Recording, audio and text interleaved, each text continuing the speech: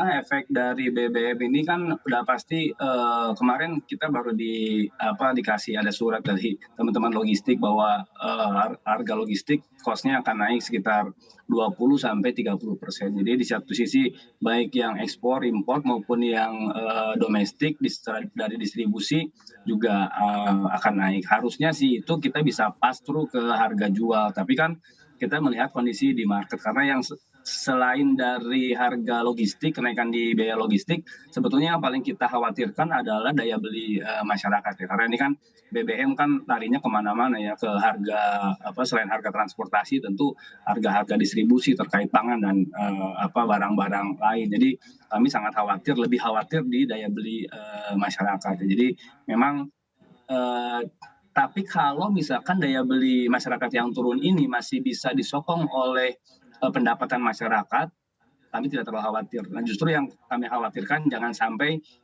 kenaikan harga yang terjadi di masyarakat akibat BBM ini justru diikuti oleh penurunan pendapatan. Ini akan memperparah kondisi gitu ya. Karena di satu sisi untuk ekspor pun kondisinya kan lagi melemah. Kita tahu Uni Eropa dan Amerika Serikat ada masalah inflasi, ada perputaran ekonomi. Jadi demand untuk ekspor kedua wilayah itu pun juga ada masalah. Jadi mau nggak mau kita seperti yang tadi Bu Ana sampaikan, pasar domestik ini menjadi tumpuan utama. Jadi selama kita masih bisa menjaga pasar domestik untuk produk lokal, saya kira ke depan ini masih bisa kondisinya masih bisa terkendali dan kita masih bisa tumbuh. Jadi memang PR-nya bagaimana pasar domestik ini betul-betul menjadi pangsa pasar yang sepenuhnya bisa diberikan untuk produk-produk dalam negeri begitu. Oke, Bu Ana, Anda melihatnya seperti apa nih? Kalau dilihat kita bicara mengenai kekhawatiran lebih takut sebenarnya ke daya beli begitu ya. Sebenarnya kan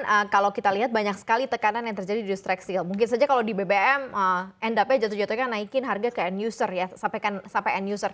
Tapi Anda melihatnya seperti apa nih persoalan daya beli ini, membangkitkan kembali gairah daya beli di domestik sendiri? Oke, jadi beberapa hal ya. Indonesia ini sebenarnya selain dari produksi domestik, kita kan memang cukup banyak impor dari, ini kita ngomong produksi dalam negeri barang jadi ya yang konsumen. Kita juga ada banyak barang impor.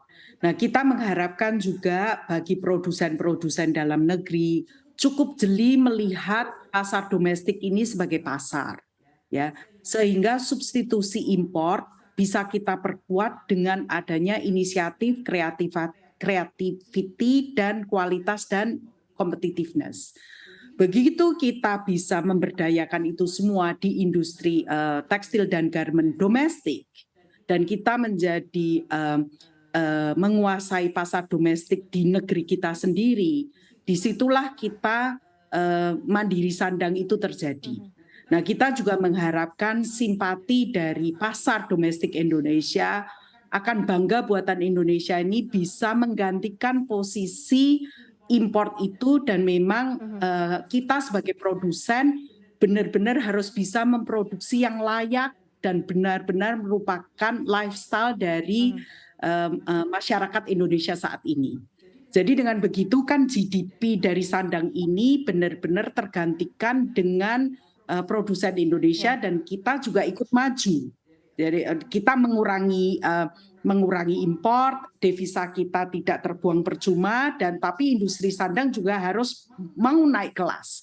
Dari UMKM sampai industri kecil, sedang, besar, kita semua harus mau naik kelas untuk memberikan positif kontribusi untuk pasar domestik Indonesia. Jadi bangga buatan Indonesia itu harus demand sama supply-nya juga matching atau sesuai. Nah, kalau itu sudah menjadi backbone kita, kita bisa meng-offer kepada dunia kreativitas kita dan competitiveness kita, sehingga dunia tidak melihat sandang Indonesia itu hanya sebagai komoditi, tapi sebenarnya benar-benar layak dipakai secara kualitas dan secara kreativitas.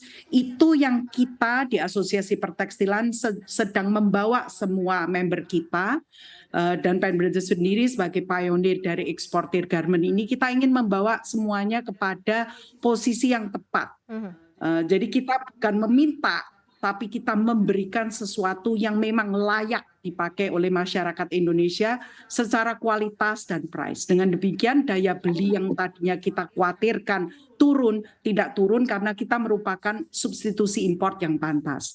Dan kita mengharapkan juga pemerintah juga tegas dalam hal regulasi yang tolong agak tajamnya keluar daripada tajam ke dalam, karena kita perlu waktu untuk naik kelas. Baik. Gitu. Kita semua ya dari industri TPT ini, dari UMKM, kecil, sedang, dan menengah dan besar. Oke.